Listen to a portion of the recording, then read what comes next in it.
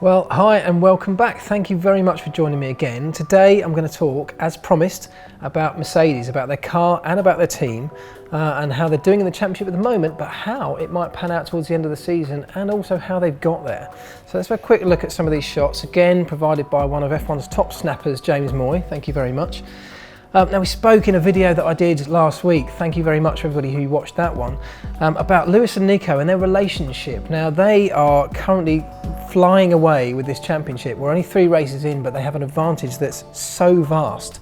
It looks at the moment to be very difficult for anybody to be able to catch them. Now, as we can see in the picture here, they are all very chummy, they're all smiles, they're all happy, you know, they're trading wins, trading pole positions at the moment, and it really isn't a problem. It's all very jovial. It's a bit of a novelty within the team as well at the moment.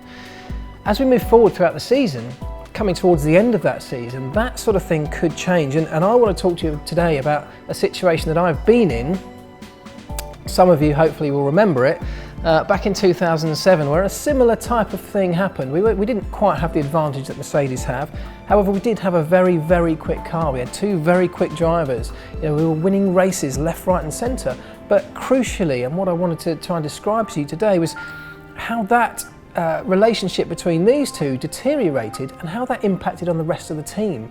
So these two started squabbling, they started fighting each other. You know, they were both competitive guys, they started fighting on track. But in the garage, that translated into a great big separation amongst the guys on each side of that team. So the group of mechanics that were working on Fernando's car and the group of mechanics on Lewis's car started to pull each other apart. They started to gravitate towards their own drivers, and it became very, very difficult to work. So what happened then is this sort of information, the flow of information between engineers from one side to the other gradually started to dry up. Everybody's trying to get a competitive advantage over each other. Of course, when your nearest rival, your nearest competitor is in the garage next door working for another team, it's fine. All the information's kept in-house. When he's sat on the other side of the garage, it's very, very difficult to keep those little advantages, the little small gains that one driver may get over another, secret from your main competitor, your main rival. So it's really difficult and really an interesting thing how the team, Mercedes, are going to manage that situation. In 2007, it deteriorated to really quite dire levels, and of course the end result, sorry, wrong way. The end result was that neither of our guys, although we probably had the best car that year, won the championship, and Kimi sort of snuck in while we weren't watching almost, and took the championship on the very last day. So Mercedes is going to have to be very, very careful how they manage that situation, because it really could, and it does have the potential to destroy a world championship, whereas this is something they should really have in the bag, and they've got to manage it carefully to make sure they do get it across the line. Now, off the back of this, I wanted to talk to you, I promised you it in a video the other day.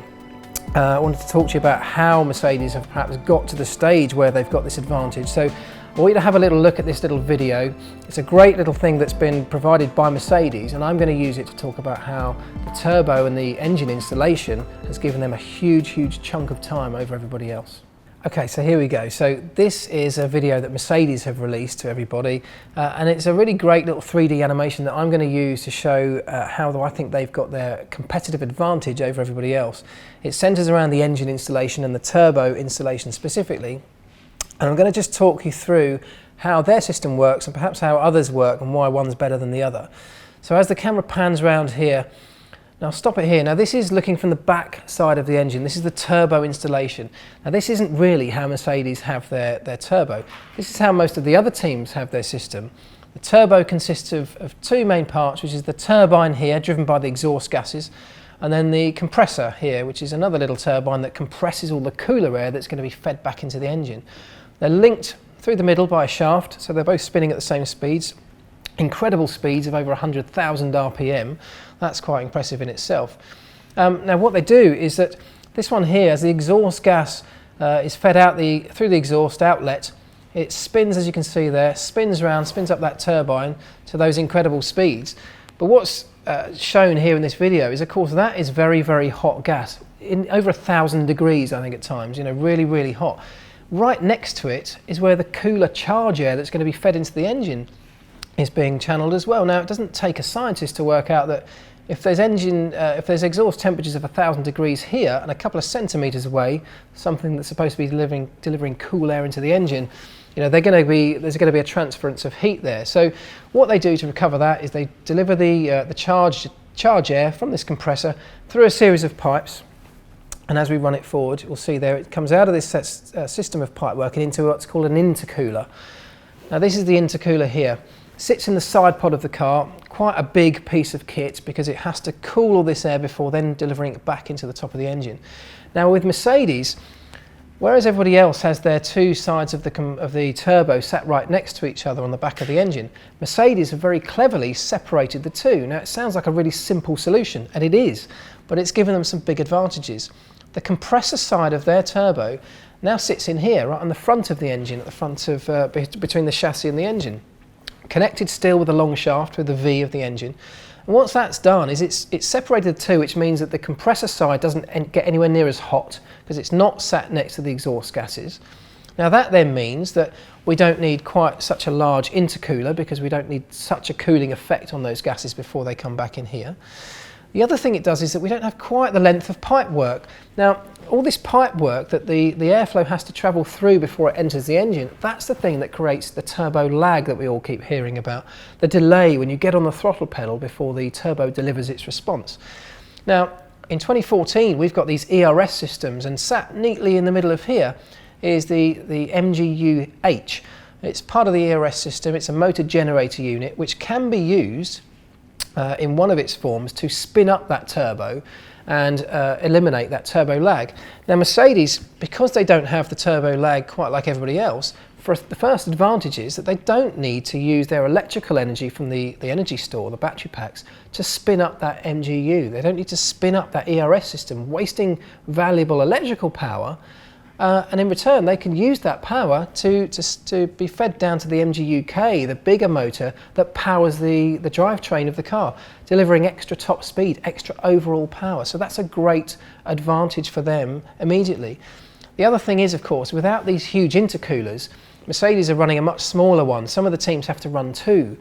You know, they can then slim down their side pods. They can have a huge aero advantage because the car can be much more aerodynamically efficient as part of its design, and that's really where the biggest advantage that Mercedes have over everybody else comes in, because you might ask, well, don't all the other Mercedes powered teams have the same thing?